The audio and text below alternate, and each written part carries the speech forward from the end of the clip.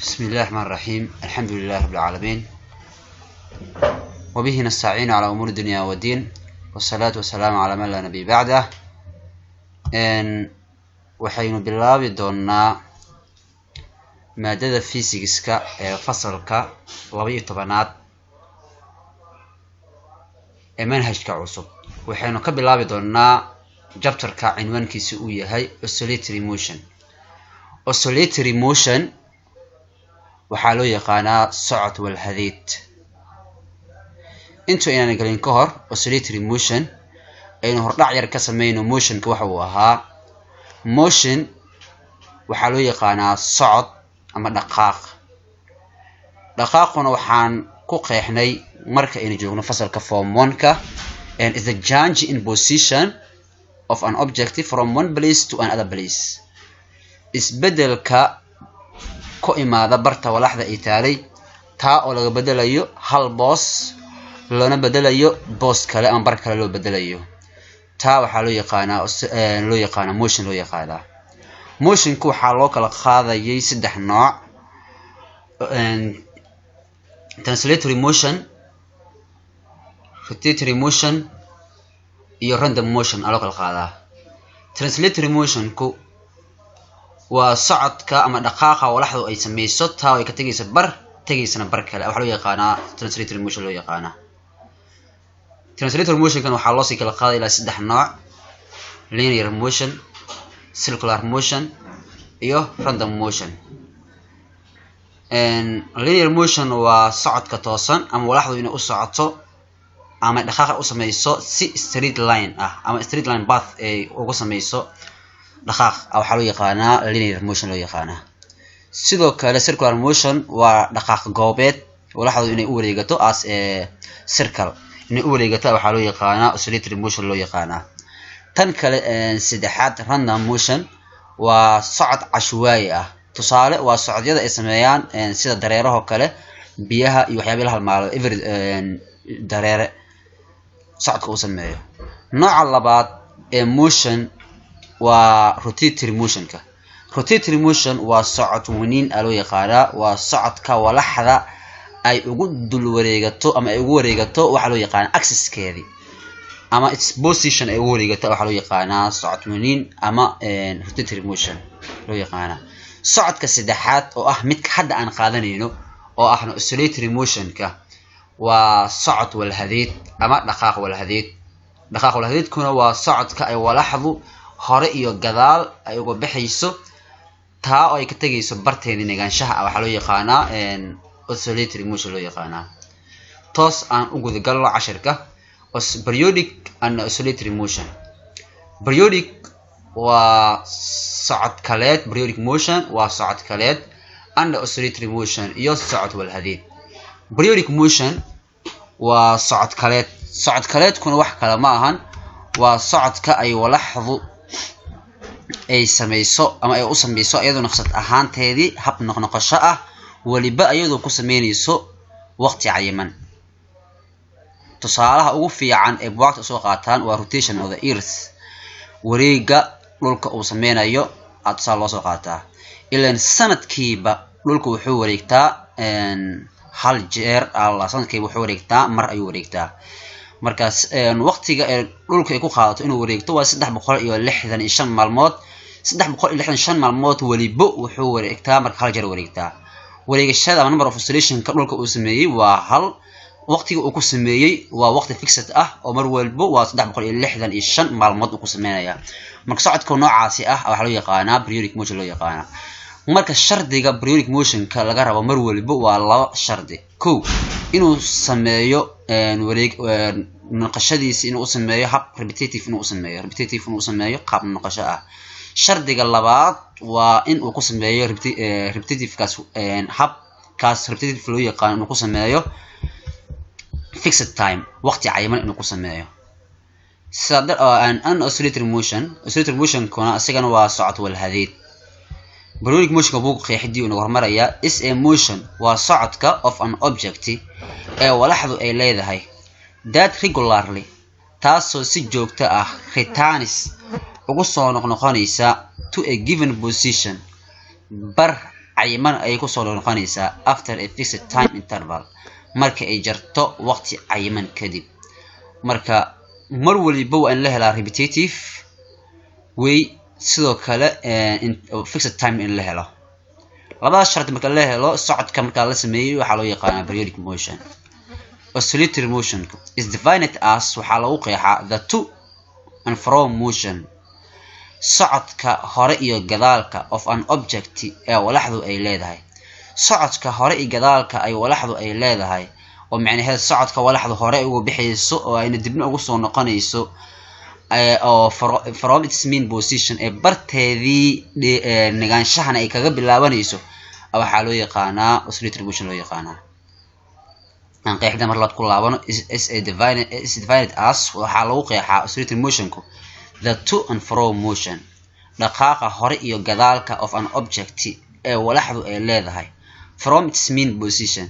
taa oo ka bilaabanayso barteedii nagaanshaha ayaa waxa loo yaqaanaa oscillatory motion loo yaqaanaa oscillatory motions dhaqaaqyada walhadiid include waxay isugu jiraan dhaqaaqyada walhadiid waxay isugu jiraan oscillatory of simple pendulum oscillatory walhashada of simple pendulum ee lulashada fudud simple pendulum marka la joogo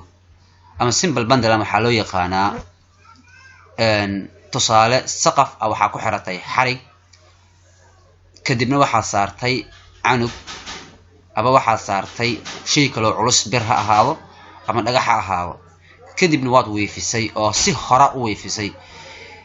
marka si hore u weefisay oo meeshii hore u tago hore u gaaro wuxuu sameynayaa shayga weefisay isla markii inuu soo laabto dib u laabto gadaal uu tago haddana hore u baxo haddana gadaal u baxo lulashada noocaasi ah waxa loo yaqaanaa simple pendulum loo yaqaanaa oscillatory of simple pendulum walhashada lulashada fudud ee sameynayso sidoo kale spring movement dhaqaaqa mooladu ay sameyso ama qaabka ay u dhaqaaqdo waxa loo yaqaanaa socodkaasi waxa loo yaqaanaa oscillatory motion loo yaqaanaa tusaalaha saddexaad vibrating gariiracashada of strings xargaha in ku dhex jira musical instruments qalabiyada muusigooyinka ku dhex jira kataarka oo kale tusaale u ah kataarka oo kale gariiracashada uu sameynayo waa gariiracasho tilmaami karta ama astaan u ah hore iyo gadaal oo ay walax u bixiyso taa waxa loo yaqaanaa dhaqaaqa noocaasi ah oo kataarka uu sameynayo waxa loo yaqaanaa oscillatory motion loo yaqaanaa nooca kale saddexaad alternating currents waa talantaaliga maayada koronto ama qolqolka korontada ay sameyso ilaan maayada koronto ama qolqolka koronto ayada laba loo kala qaaday DC iyo AC loo kala qaaday AC da waa alternating current talantaaliga maayada koronto ayadana waxay u tahay tusaale wuxuu galayaa tusaalooyin kale examples of periodic motion tusaalooyinka socodkaleedku are motion of hands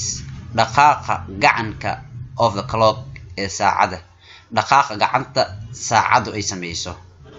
motion of planets dhaqaaqa meerayaasha around the sun ee cadceedda ku dul wareegsan oscillatory motion socod walhadiidku is a type waa nooc ka mid ah of periodic motion ee socodkaleedku waa nooc ka mid ah socodkaleedku periodic motionku oscillatory motionku waa nooc ka mid ah periodic motion balse periodic motionku ma ahan oscillatory motion mid taa ah ayadana nood garayso waxaan galaynaa frequency and a period of periodic motion frequency waa kalka and a period iyo frequency rakaadka and a period iyo kalka of periodic motion ee socodkaleedka rakaadka iyo kalka socodkaleedka frequency is the number of cycles frequency-ga waa inta wareeg made in 1 second la sameeyay hal second waa inta wareegiyo oo la sameeyay hal second waxa loo yaqaanaa frequency loo yaqaanaa the SI unit of frequency halbeega caalamiga ee frequency-gu iskood waxa loo magacaabaa hertz heartskana oo hajid loo qaato waxa uu leeyahay sigana second inverse ayuu leeyahay s oo kor laga saaray -1 sidaa darteed frequency marka loo badan soo xisaabiyo waxaa lagu xisaabiyaa number of oscillation oo loo qeybiyo time taken inta walhasho oo la sameeyay oo loo qeybiyay aminta ay ku qaadatay in lagu sameeyo walhashadaas period oo t loo qaado is a time taken waa aminta ay ku qaadatay to make in la sameeyo one complete cycle hal wareeg oo dhameystiran in la sameeyo waqtiga ay ku qaadatay a period loo yaqaana s unit of period halbeega caalamiga period ku leeyahay is second waa second s ana loo soo gaabiyaa halka baad qaar ay qaataan sec ay qaataan period ku waxa lagu helaa time taken oo loo qeybiyo number of oscillation aminta ay ku qaadatay in walhashada lagu sameeyo oo loo qeybiyo inta walhasho oo la sameeyo waxaa dareemi karnaa markaan qaacidadan fiirino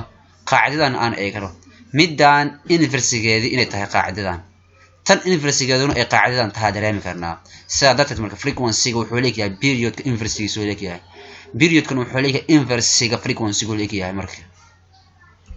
waxaan gali doonaa tusaale a suspended mass culays la soo laalaadiyay ayaa max wuxuu sameeyay 60 complete oscillations 60 walhasho oo dhameystiran ayuu sameeyay